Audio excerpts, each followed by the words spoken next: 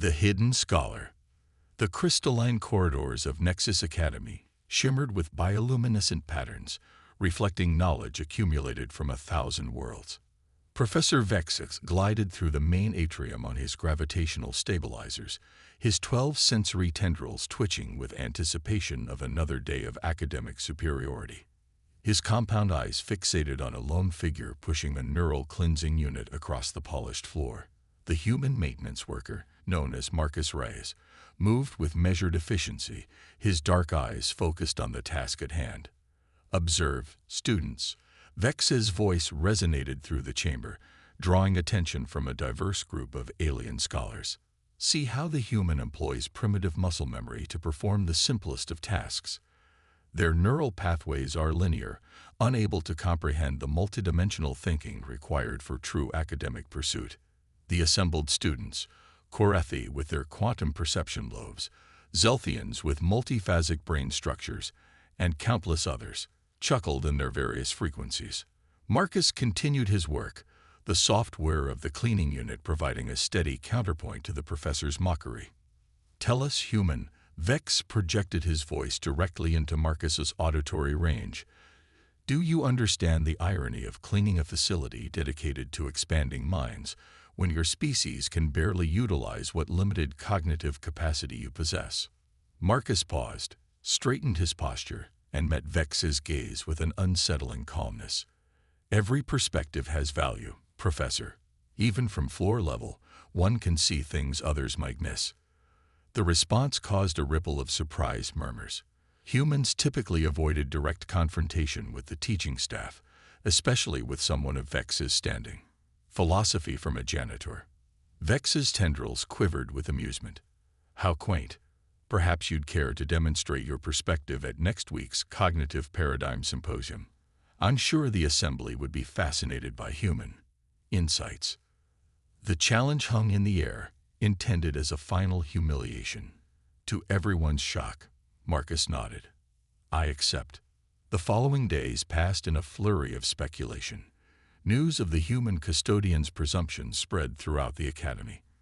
Professor Vex, confident in his superior intellect, prepared a series of complex multi-species cognitive challenges designed to expose human limitations. On the day of the symposium, the grand auditorium filled to capacity. Representatives from dozens of worlds gathered, their various forms of anticipation creating a symphony of colors, sounds, and pheromones. Marcus arrived wearing his standard maintenance uniform, carrying only a small data pad. "Welcome, esteemed colleagues," Vex addressed the assembly. "Today, we witness a demonstration of cognitive disparity. Our human participant has graciously accepted the challenge to solve problems typically reserved for advanced species." The first test appeared as a holographic matrix of interdimensional logic gates, a puzzle that required simultaneous processing across 7 cognitive dimensions. The Korethi delegates nodded appreciatively at its complexity. Marcus approached the display, his movements deliberate. Instead of attempting direct manipulation like most species would, he began walking around the hologram, occasionally pausing to tap his data pad. "What is he doing?" whispered a Zelthian student. After completing his circuit, Marcus spoke clearly. "The solution isn't in the matrix itself, but in how it interacts with the ambient energy fields of this room. By mapping the interference patterns." He tapped his pad, and the puzzle resolved itself instantly. Stunned silence followed. Professor Vex's tendrils writhed.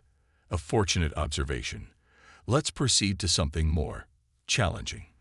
The next test involved translating emotional concepts between species with fundamentally different consciousness structures. It was a task that had stumped synapsychologists for decades. Marcus closed his eyes briefly, then began speaking. "A hive mind grief frequency translates not through direct emotional mapping, but through resonance with shared memory patterns. The individual sorrow of the Keth becomes collective through." As he explained, translators throughout the room confirmed his accuracy. Species that had never understood each other's emotional frameworks suddenly found common ground through Marcus's interpretation. By the third challenge, the atmosphere had shifted from amusement to intense focus. Marcus solved each problem not through superior processing power, but through unexpected approaches that revealed connections others had missed. Finally, Professor Vex presented the ultimate test, the unified cognitive theory problem, an unsolved question that had perplexed the greatest minds across the galaxy. Marcus smiled for the first time. Before I attempt this, may I share something with the assembly? Without waiting for permission, he activated his datapad. A holographic display showed brain scans, human brain scans, but unlike any the aliens had seen before. These are my neural patterns, Marcus explained. For the past 5 years, I've been participating in a classified human research project on adaptive consciousness. We discovered that human neural plasticity, when properly cultivated, allows us to temporarily restructure our cognitive architecture to match any problem space. The display shifted, showing Marcus's brain reconfiguring itself in real time, adopting patterns similar to Corathy quantum processing, then shifting to Zelthian multiphasic thinking, then to configurations unknown to any present species. Humans don't just adapt to our environment, Marcus continued. We adapt our very consciousness. That's our gift, not superior processing, but infinite flexibility. He turned to the unified cognitive theory problem. The answer isn't a single solution, but a dynamic framework that shifts based on the observer's cognitive structure. Let me demonstrate. What followed was a presentation that revolutionized the understanding of consciousness itself. Marcus showed how human adaptability could bridge gaps between radically different forms of intelligence, creating a meta-framework that encompassed all known cognitive models. As he spoke, Professor Vex's tendrils gradually uncurled from their defensive posture. The mockery in his compound eyes gave way to something resembling wonder. The bridge builder. The auditorium had fallen into absolute silence as Marcus continued his demonstration. Through his datapad, he projected a 3-dimensional map of cognitive architectures from across the galaxy, each species represented by its unique neural pattern.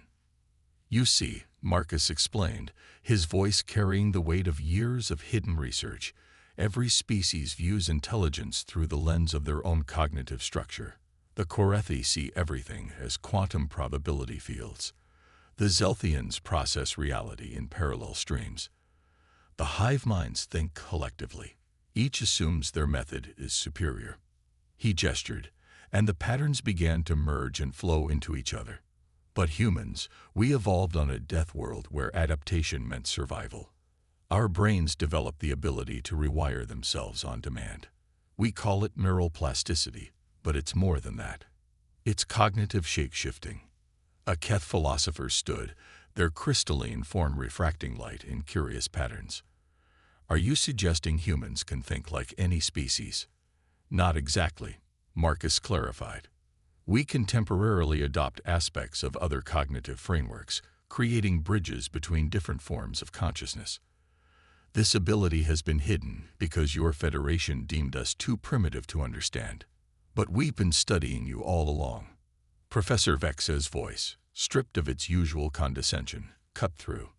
The maintenance position. It was a cover. Marcus nodded. I'm Dr. Marcus Reyes, lead researcher for the Human Cognitive Adaptation Project. We've had operatives in custodial positions across the galaxy for decades, learning, adapting, preparing. The revelation sent shockwaves through the assembly. Delegates began communicating rapidly in their native forms, flashing colors, emitting frequencies, releasing pheromones. But why? Vex demanded. Why the deception? Because you wouldn't have listened otherwise, Marcus replied. Your hierarchy placed humans at the bottom, suitable only for manual labor. We needed to understand you before we could show you what we truly are. He activated another display showing human achievements hidden throughout galactic history, problems mysteriously solved, conflicts quietly resolved, innovations appearing without clear origin, all traced back to human influence. We're not conquerors or competitors, Marcus continued. We're facilitators, Evolution gave us the tool to connect all forms of intelligence. Today, I offer that gift freely. The unified cognitive theory solution appeared again, but now Marcus revealed its true nature, a living framework that adapted to each observer, allowing different species to understand each other's fundamental thought processes. This is humanity's contribution to the galaxy, he declared. Not dominance, but connection. Not superiority, but synthesis. The response was explosive. Some delegates recoiled in fear of human capabilities. Others leaned forward in fascination. Professor Vex remained motionless, processing the complete inversion of his worldview. In the chaos, a small Earth child mind approached the stage. Their species communicated through pure mathematical concepts, often misunderstood by others. Through Marcus's framework, for the first time, their thoughts became clear to all. Harmony equation solved. Unity variable equals human. The simple statement crystallized the moment. The assembly fell quiet again as understanding dawned. Marcus addressed them one final time. We propose the establishment of a new institution, the Adaptive Intelligence Institute. Here, all species can learn to bridge their cognitive differences. No hierarchy, no superiority, just mutual understanding and growth. Days of intense debate followed. Some species feared human adaptability as a threat. Others saw it as salvation for ancient misunderstandings. Through it all, Marcus worked tirelessly, demonstrating how human cognitive flexibility could resolve conflicts thought impossible to untangle. Professor Vex became an unexpected ally. His 12 tendrils, once used to gesture dismissively at humans, now worked alongside Marcus to draft the Institute's charter. I was blind, he admitted during one late session. We all were. We measured intelligence by our own standards, never realizing the true measure is in connection, not isolation. The turning point came when Marcus prevented a diplomatic crisis between the Corythi and the hive minds by serving as a living translator, his brain shifting between quantum and collective thought patterns fast enough to maintain real-time communication. The two species, enemies for millennia due to fundamental cognitive incompatibility, signed their first peace accord. 6 months later, the Adaptive Intelligence Institute opened its doors. The building itself was a marvel of architecture, designed by humans to accommodate every known form of consciousness. Rooms shifted their dimensional properties based on occupants. Communication systems automatically translated between thought patterns, and at its heart stood the synthesis chamber, where Marcus and his team helped species experience each other's cognitive realities. Professor Vex became the Institute's first non-human director, working closely with Marcus to develop new frameworks for interspecies understanding. His transformation from skeptic to advocate became legendary, a symbol of the Institute's mission. During the opening ceremony, Marcus addressed the gathered representatives of 100 worlds. For too long, intelligence has been seen as a ladder with species arranged by rungs. Today, we reimagine it as a web, with each node equally vital, connected by threads of understanding. Humans offer ourselves as those threads. The Institute's success exceeded all expectations. Ancient conflicts dissolved as species finally understood each other's perspectives. Collaborative research yielded breakthroughs impossible for any single cognitive framework. The galaxy entered a new era of cooperation. Years later, when asked about his time as a janitor, Marcus would smile. Every job teaches something. Cleaning floors taught me that the ground-level view reveals truths invisible from above. That perspective changed the galaxy. The human janitor who was mocked for his supposed limitations had revealed humanity's greatest strength, not the power to dominate, but the ability to connect. In the end, it wasn't human intelligence that transformed the galaxy, but human empathy expressed through cognitive adaptation. As the Institute grew, spreading branches across known space, a new saying emerged among the stars. Never mock what you don't understand, for understanding itself may be their gift to you. And in the crystalline corridors of the original Nexus Academy, a small plaque appeared where Marcus once cleaned. Here stood Dr. Marcus Aurelius, who showed us that the measure of a mind lies not in its structure, but in its capacity to embrace all others. The galaxy had learned its lesson. Humanity's contribution wasn't technological superiority or military might, but something far more profound: the ability to be the bridge between all forms of consciousness, proving that true intelligence lies not in thinking alike, but in understanding differences.